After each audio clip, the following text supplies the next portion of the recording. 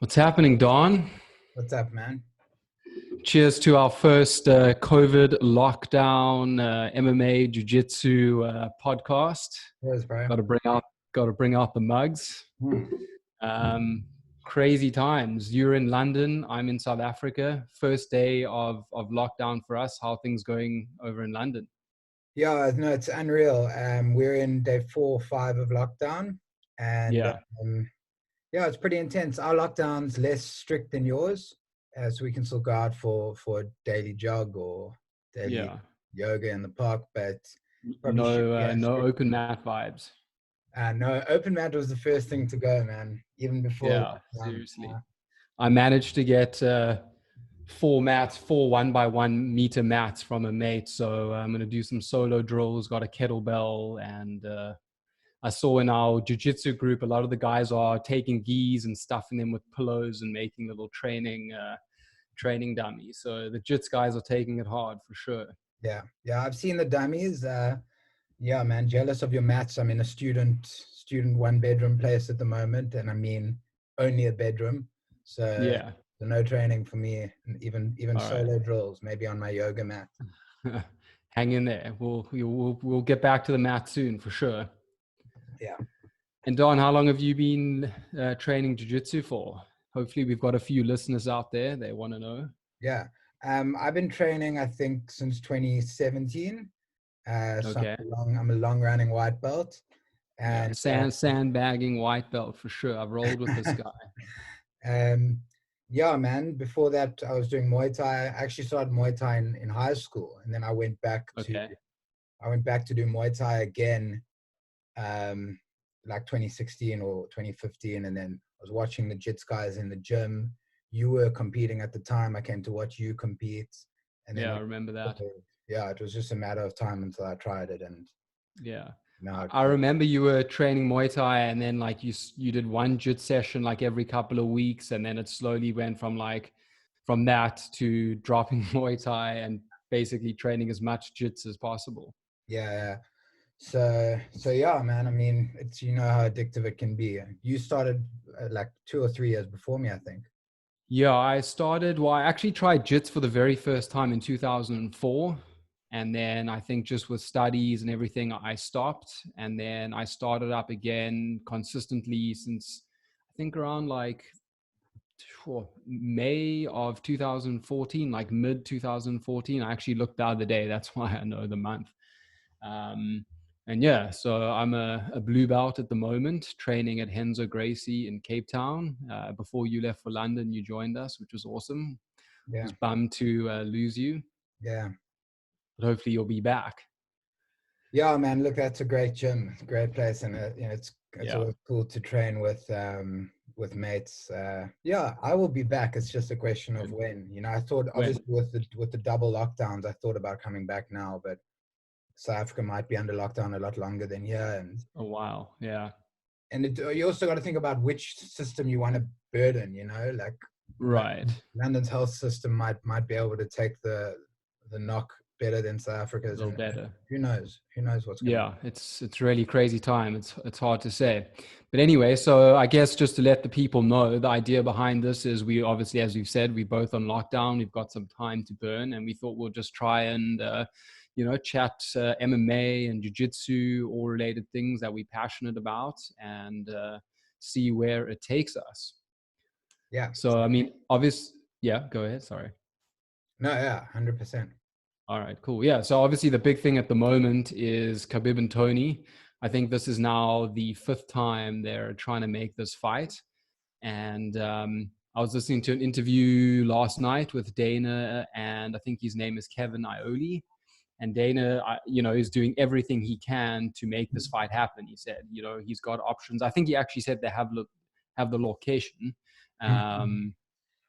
But what worries me is that, factors out of Dana's control are going to affect this fight. So say, for example, he's trying to make it happen in Russia and suddenly the COVID virus in Russia explodes and they lock it down. And then, there's just certain things that Dana probably can't control. But I love the fact that he's doing everything he can to make it happen. Yeah.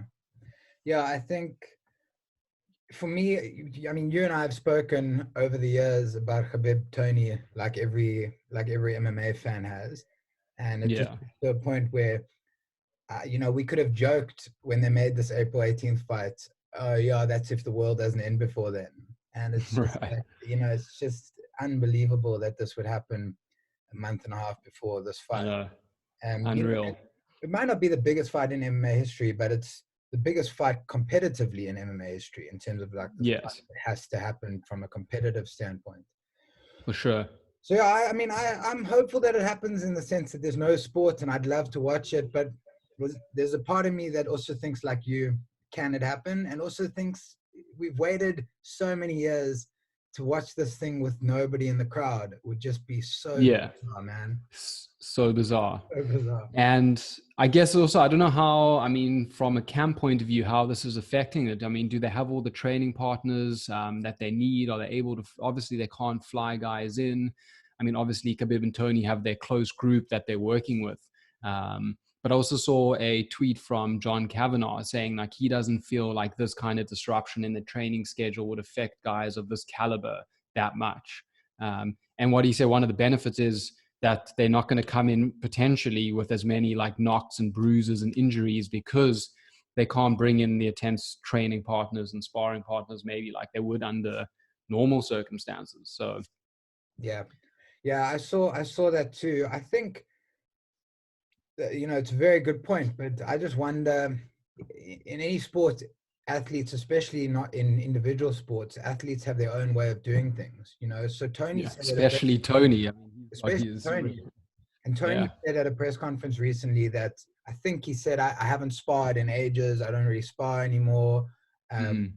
so you might have a guy like Tony who's comfortable in this situation. You might find that Khabib, his regular preparation involves sparring in the month before a fight, and whether physically it might benefit him not to spar or not, might have this like psychological effect of my training doesn't feel normal.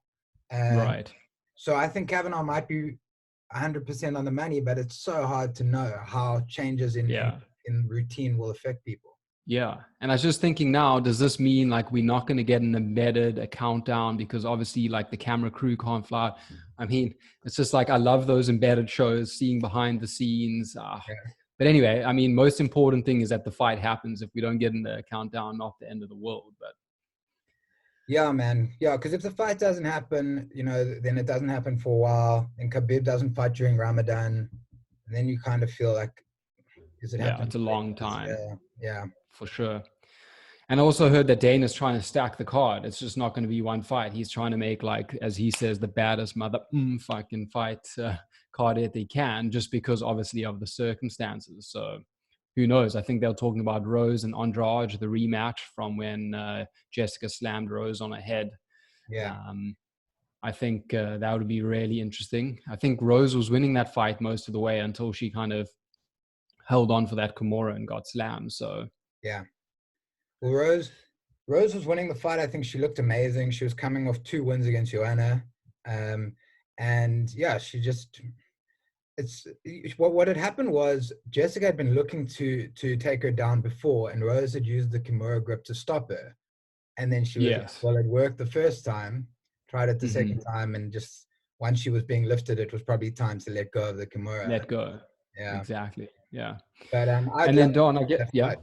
No, I'd love to see that fight. I mean, I think Rose gives Yeah. everyone in the division a hard fight still, including Wade. Yeah. Rose is a beast in the octagon. She's a little bit, what's the word? Maybe deceptive when you see her outside of the octagon, but Yeah. she's a hell of a fighter. And yeah, I guess we could talk for ages about MMA, but I guess the idea is for us to try and do like shorter segments. So maybe let's touch on just before we end our day one episode. We saw this morning that John Jones got arrested again. I think he was arrested for driving under the influence. He had a gun with one bullet that had been fired and an open container, I'm assuming alcohol, which is just like, how many times can this guy get into trouble? How many lives does he have? And like, how many more chances do the fans and the UFC give this guy? Yeah. Yeah. It's totally wild to hear it. And the thing is, it's one thing for him to get into trouble, to pop for some sort of PED. But Right. I think particularly a driving under the influence incident when he had the hit and run in such dire Yeah. circumstances. It's like, if he's guilty of this, and it's far be it from me to Right. say he's guilty yet, but doesn't Yeah. look good. Then No. it's really very, very hard for him to claim he's learned lessons, he's come out of this. And if you go look at his Twitter, it's all about, stay safe, Yeah. people. There's more important things in the world than fighting now. Be on lockdown, Right. social Right. responsibility. He's out fucking driving drunk with With a what's happened gun. to him in the past, with a gun, potentially letting it off. Because what Yeah. apparently alerted the cops was that gunshots went off. That's, yeah, exactly. So, and also, I don't know, like, why, like, I mean, he doesn't have people around him, just like, obviously he has some issues and he has a track record. Why he doesn't have better people around him, just trying to rein him in? I guess, like, he's his own man. But I mean, you think a guy of that stature, that talented, that much of a bright future, who's already almost thrown away his future a couple of times, why they just don't do more for him. Someone tweeted, why doesn't, like, someone said he's got all the money, like tons of cash, why doesn't he just hire a driver? Why does he always need to drink and drive? Yeah. No, that guy's So, coaches and management should be occupying the spare bedrooms in Jones's yeah, house for lockdown time. exactly. Yeah. Yeah, Don. And then I guess, like, obviously, we're both South African. We would love to talk some South African MMA. Obviously, the EFC is also on a hiatus right now. We've seen a couple of South African MMA guys go over to the UFC. None have really able to have much success other than recently Don Madge. I think he's had 2 fights, 2 wins. So it'd be awesome. I mean, there's no doubt MMA in South Africa is growing. It's exploding all around the world. So it'd be awesome to see a few more South Africans fight their way into the UFC. Yeah, for sure. And I mean, Madge has done really well so far. So, the sooner Yeah. he gets back in, the better. And Yeah. he's in such an incredible division too. And I Yeah. think he could do really well, but I don't think there's been any concrete news yet on his third fight. Yeah. I'd definitely be excited to see him fight again, and hopefully he can carry that momentum. Yeah.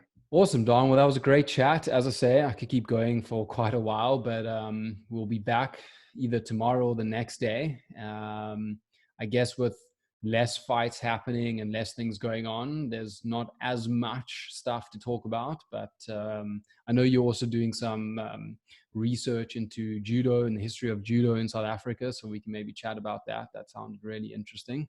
Yeah. But yeah, in the meantime, Yeah, man. yeah, Good. stay safe. Yeah, stay safe in London. Stay indoors. Make the best of your student apartment. Maybe you can do some level changes and shots and some burpees and sprawls. Yeah. And yeah, Don. All right, awesome. Yeah. Hopefully, the people that are listening enjoyed that, and we'll tune in again. Sweet jazz. Chat All soon. right, Don. Cheers.